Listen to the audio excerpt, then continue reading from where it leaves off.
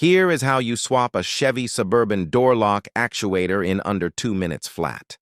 Forget wasting your Saturday or paying a mechanic hundreds of dollars. I'm showing you the ultimate shortcut right now.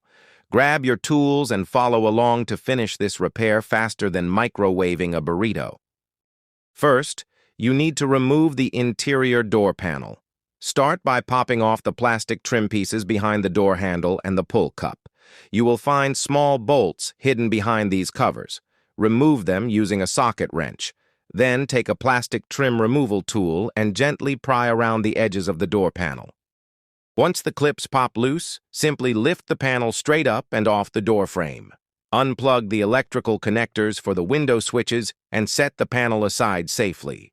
Now peel back the plastic vapor barrier carefully so you do not tear it. This gives you direct access to the inner door cavity. Locate the door lock actuator mounted right below the latch mechanism. Disconnect the wiring harness plugged directly into the bottom of the actuator. Next, you will need to undo the torx screws located on the outside edge of the door. These hold the entire latch assembly in place. With the screws removed, reach inside the door cavity and maneuver the actuator out. It is connected by a couple of metal rods. Just unclip the plastic retaining tabs and slide the rods out of the holes. Pull the old broken unit completely out of the door.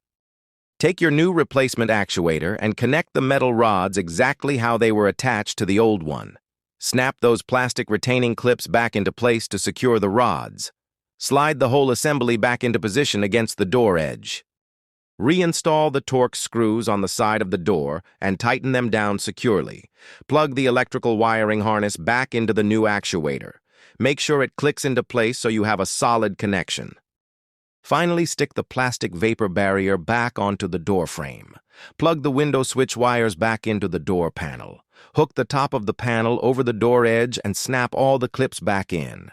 Reinstall your hidden bolts and trim covers, and you are completely done.